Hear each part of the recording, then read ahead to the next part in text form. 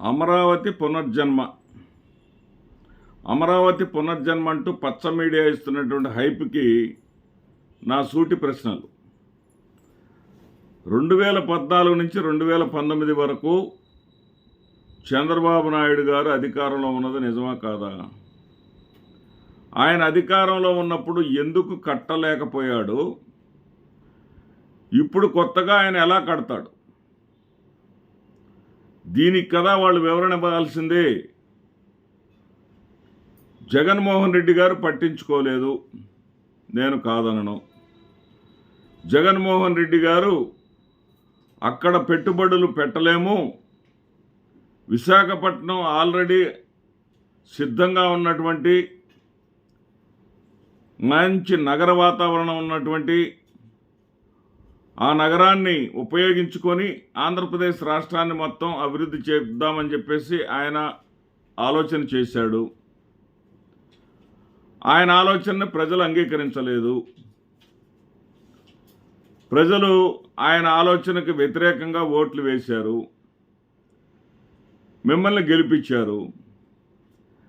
మీరు మరలా ఏదైతే ఆ 11 ప్రాజెక్టులు అనౌన్స్ చేశారే, 1,00,000 కోట్లతోటి 11 ప్రాజెక్టులు, ఇప్పుడు 11 ప్రాజెక్టులు కానీ 66 కోట్లు, 66,000 కోట్లు, ముందుగా 31,000 కోట్ల లోను అప్పులు ముట్టాయి అని అంటా ఉన్నారే. అసలు ఈ తాత్కాలికం అనే పదాలు ఎందుకు మీరు వాడాల్సి వచ్చిందండి? పక్క రాష్ట్రం, తెలుగు రాష్ట్రం అయినటువంటి తెలంగాణలో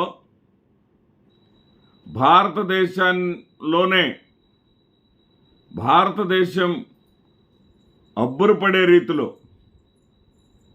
అక్కడ ప్రభుత్వం కేవలం 616 కోట్ల రూపాయలతోటి కేవలం 18 నెలల్లో, అంటే 2 సంవత్సరాల కన్నా తక్కువ కాల వ్యవధిలో శాశ్వత సెక్రటేరియట్ని పూర్తి చేసి ఆంధ్రప్రదేశ్ రాష్ట్రానికి అందిస్తే 2014 నుంచి 19 వరకు అధికారంలో ఉన్న మీరు హక్కుగా ఉన్నటువంటి హైదరాబాదుని మీరు చేసినటువంటి అవినీతి పనులతోటి అడ్డంగా దొరికిపోయి ఆంధ్రప్రదేశ్ హక్కుని కాలరాసి రాష్ట్ర ప్రజలకు అన్యాయం చేసి ఇక్కడికి వచ్చి 616 కోట్లతోటి అద్భుతమైనటువంటి సచివాలయాన్ని ఆయన కట్టి 2 సంవత్సరాల లోపు కాల వ్యవధిలో కట్టి రాష్ట్రానికి అప్పచెప్తే, మీరు 5 సంవత్సరాలు మీ పరిపాలనలో అదే సచివాలయానికి 1,150 కోట్ల రూపాయలు, 616 కోట్ల రూపాయలు అక్కడైతే ఇక్కడ 1,150 కోట్లు అయినాయి. ఈ 1,150 కోట్ల రూపాయల ఖర్చుతోటి మీరు కట్టింది తాత్కాలికమా? ఇప్పుడు మరలా కట్టబోయేది ఆ 1,150 కోట్లలో ఎంత కమిషన్లు మింగారు, ఎన్ని వందల కోట్ల కమిషన్లు మింగారు మీరు. ఇప్పుడు మళ్ళీ అదే దాన్ని ఒక ఐకాన్ భవనంలాగా, అంత అవసరమా ఆంధ్రప్రదేశ్ రాష్ట్రానికి? మీరే అన్నారు కదా కట్టుబట్టలతో వచ్చామని. కట్టుబట్టలతో ఉన్న వాళ్ళకి మనకి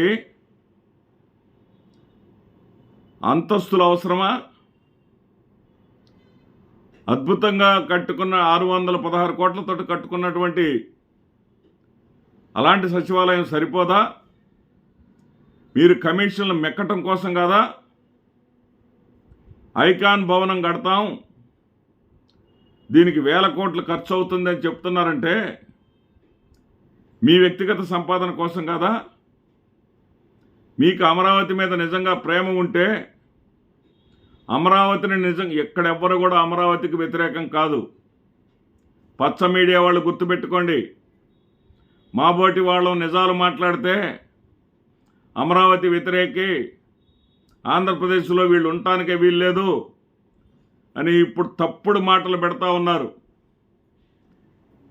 అమరావతిలో జరిగేటటువంటి ఆర్థిక దోపిడీకి, భూ దోపిడీకి, వేల కోట్ల కమిషన్కి మేము వ్యతిరేకం. అన్ని ప్రాంతాల అభివృద్ధికి మేము కట్టుబడి ఉంటాం. అన్ని ప్రాంతాలతో పాటు ఆంధ్రప్రదేశ్లో భాగమైనటువంటి అమరావతి కూడా వర్ధిల్లాలని మేము కోరుకుంటాం. కానీ అమరావతి పేరుతోటి మీరు చేసేటటువంటి దోపిడీని మాత్రం ఖచ్చితంగా అడ్డుకొని తీరుతాం.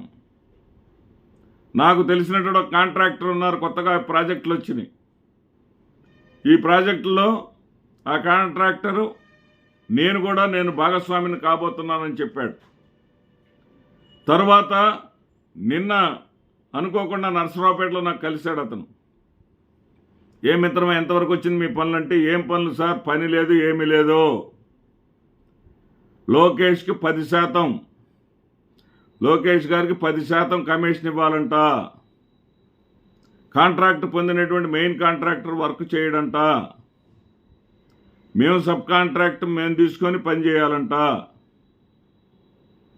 వీళ్ళకి ఇచ్చేటటువంటి కమిషన్లన్నీ కూడా దాదాపు మేము కూడా ఇవ్వాలి అవంట, వాళ్ళు ఇవ్వాలంట, వాళ్ళకి ఇవ్వాల్సినవి కూడా మేము ఇవ్వాలంట. 30% కమిషన్ల రూపంలో పోతున్నాయి. 30% కమిషన్ల రూపంలో పోతే మాది కనీసం మా లాభం 10% వేసుకున్నా సరే 40% మా కిందే పోతే 60%తో నాసిరకం కట్టడాలు కట్టలేం కదండి. 60% డబ్బులతోటి అద్భుతంగా కట్టడాలు ఎక్కడి నుంచి మేము కట్టగలం? డయాఫ్రమ్ వాళ్ళు నాసిరకం కట్టడం చంద్రబాబు నాయుడు గారు కట్టి కొట్టుకుపోయి పోలవరం భవిష్యత్తు ఎట్లా దెబ్బతిన్నదో అట్లా అవుతుంది. ఈ పాపంలో మేమెందుకు భాగస్వామ్యం కావాలి? లోకేష్ గారు అడిగినటువంటి దందాలు కమిషన్లు ఇవ్వడం నాకు ఇష్టం లేక, నాకు ఈ సబ్ కాంట్రాక్ట్ వద్దు మహాప్రభు అని చెప్పి నేను వచ్చేసానని చెప్పేసి ఆయన చెప్పినటువంటి పరిస్థితి. ఇది ఆంధ్రప్రదేశ్ రాష్ట్రంలో యథార్థ పరిస్థితి.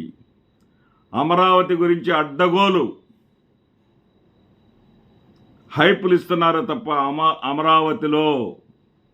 అమరావతిని అడ్డు పెట్టుకొని అడ్డగోలుగా దోచుకుందామని ప్రయత్నం చేస్తున్నారు తప్ప అమరావతికి ఒక మంచి రాజధానిని నిర్మిద్దాం. రాజధాని అసలు మనం నిర్మించడం ఏంటండి? రాజధాని కేంద్ర ప్రభుత్వం అప్పచెప్పాలి కదా మనకి.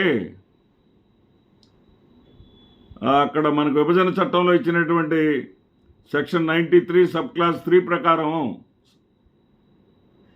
సెక్షన్ 94 సబ్ క్లాస్ 3 ఖచ్చితంగా వాళ్ళు మనకి నిర్మించి అప్పచెప్పాలా.